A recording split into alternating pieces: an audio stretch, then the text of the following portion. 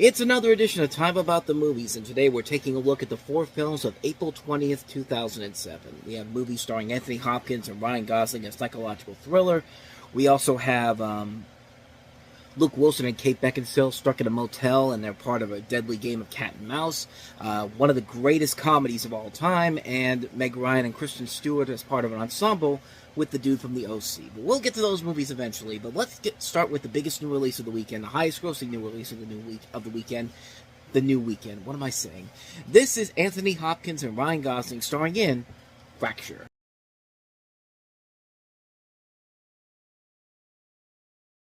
Okay, Anthony, we want you to be in this movie, but we want you to be Hannibal Lecter without actually being Hannibal Lecter, the character.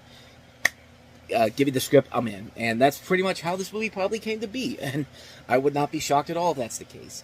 It's the story of a man who shoots his unfaithful wife, played by Hopkins, and then engages in a battle of wits with a young assistant district attorney, played by Ryan Gosling.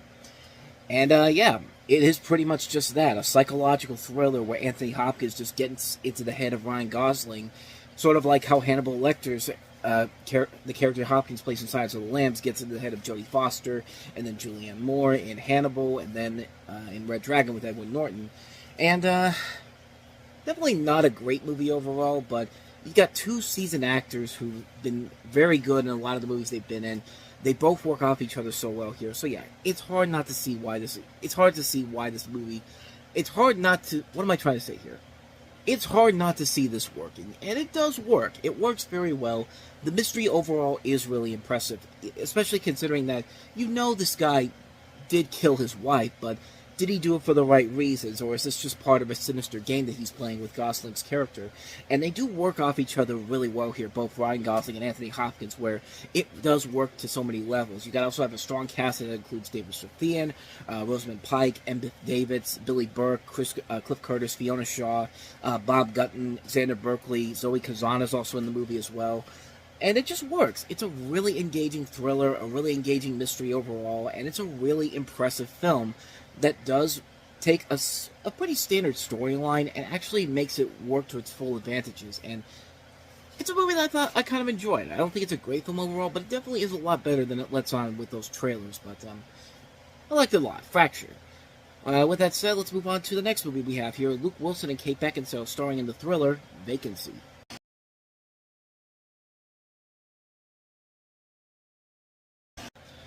So as the trailer kind of tells you here, Luke Wilson and Kate Beckinsale are a married couple who book at this motel after their car breaks down, and they're soon stalked by masked killers for their snuff films as they come across the snuff film videos in their hotel room, and they put it together that, yeah, this is the room that they're making these videos in. And kind of like with Fracture, it's a very similar story. We've seen done it so many times before, but just like with Fracture, they do kind of take some unique abilities with it, interesting aspects to it, if you will, of how to make this work without seeing too very formulaic. And I thought it did a pretty good job of handling that. This is directed by Nimrod Antal, who later would go on to direct Predators, which I think is a very underrated Predator movie that doesn't get the attention I think it deserves, but it's actually a really good movie overall. Probably one of the better Predator sequels out there, but yeah, this is one that works very well. You can buy Kate Beckinsale and Luke Wilson as this couple who gets stuck in this situation. Frank Whaley, who I hadn't seen in a long time, plays a really good role here as the motel manager. And Ethan Embry's also in here too. He's very good. The tension is very good too. It's a horror film that doesn't rely heavily on gore, which is, considering some of the movies we've looked at in the last month I've done these videos.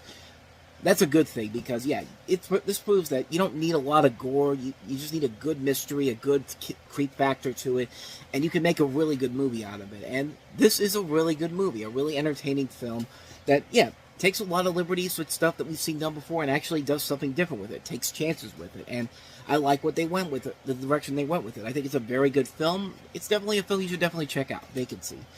But if there's one movie you're going to check out that comes out this weekend, it is this movie here. Let's talk about easily the best movie of the weekend, one of the best movies of the year, one of the greatest comedies of all time, and that is the second part of the Cornetto trilogy, Edgar Wright's Hot Fuzz.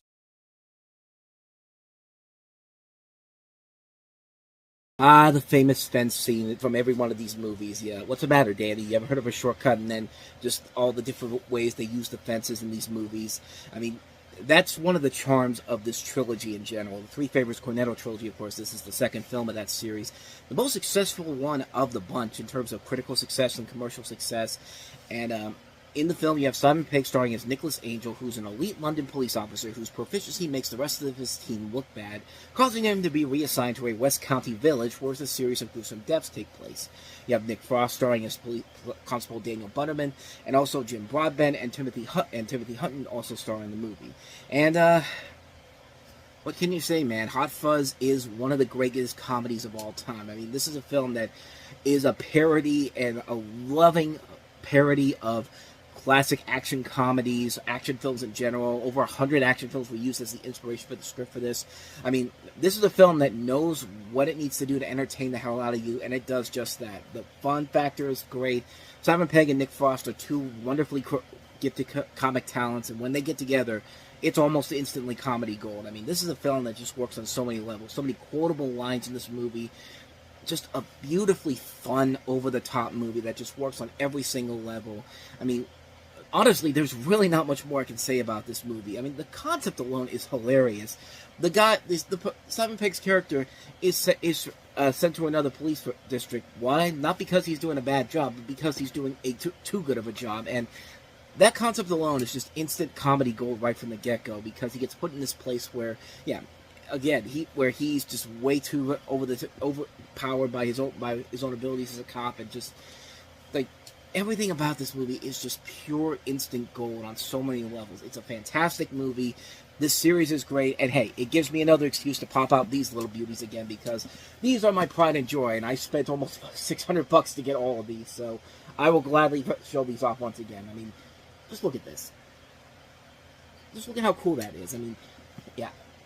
And basically, I brought these out just to show these off again, because these really are is my pride and joy. The fact that I spent so much money on these, and I don't regret it one bit, because these are absolutely amazing. Plus, they're still worth $5,000 on eBay right now, so I ain't getting rid of these beauties anytime soon. That's for damn sure. So, but with all of that said, that is Hot Fuzz for you. A great movie. I mean, what more do I need to say that hasn't already been said already?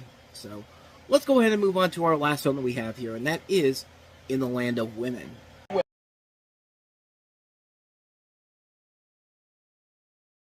Every misogynist's worst nightmare, being in the land of women. But, cheap way to start this off here. But we have Adam Brody starring as an LA softcore porn writer, Carter Webb, who's frustrated enough after his actor's girlfriend dumps him to need a serious break. He decides to spend it with his grandmother, who can't really take care of him and his Detroit suburb house anymore.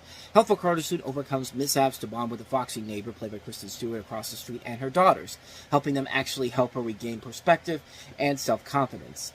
And among the people in the cast here, you have the aforementioned Adam Brody, Kristen Stewart, Meg Ryan is also in here, Jo Beth Williams, Olivia Dukakis, a lot of recognizable talents in here. Joe Mantegna's daughter, Gia Mantegna, is in here too, and I mean, a film that probably should have a lot more to it, but it really does not. It's a movie that is pretty lackluster in general, and this is a shame, because it comes from a director like Jonathan Kasdan, who has made some pretty good stuff over the course of his career. And, of course, comes from a very successful family of filmmakers. I mean, Lawrence Kasdan's a great director. Jake Kasdan has had some really good movies over his career. And you expect a lot more from him in general, but this is one of those films that could have had something really special to it, but it just really does not. It's very lifeless. It feels like a film that doesn't really have a whole lot there, except for the fact that, hey, we've got these big names in here. And even for the chick flick fans, like this like a movie that like this would probably fit well in Lifetime, but even then, I think even then, Lifetime movies have much more to them than something like this. This just feels very lifeless. There's no real motivation to anything that goes on in the movie. It just feels kind of boring and bland. It just doesn't work as a whole. I mean, it's a film that has its promise to it, has some potential there. It's good to see Meg Ryan on the big screen once again, but other than that, though, there's really no reason to see this movie in general. It feels very lifeless. There's nothing really about it that makes it work, and yeah, just didn't work for me. So yeah, a hard skip on In the Land of Women. Good lord. And so with all that said, we're going to wrap up another edition of Time About the Movies. And the next time we meet, we take a look at the last 4 films of April with The Invisible. We also have Nicolas Cage back on the big screen in the infamous Next. We also have Stone Cold Steve Austin in the next film of the WWE Films Library from Lionsgate, The Condemned. And Jamie Kennedy in a new movie, Kicking It Old School. We'll see how that turns out. I mean, it's got to be better than Son of the Mask, right? But we'll take a look at those 4 movies. That'll be coming up on tomorrow's show. But until then, thank you so much for watching. And if you want to see new videos like this, please hit the like button, hit the subscribe button, and the notification button, as well as that bell, because you get updates on when new videos come out, and we do post here every day. Also, check out the last episode I did, as well as the playlist coming up on the next page here. And I'll see you guys next time for another episode. So until then, thanks for watching. I'll see you next time. Take care.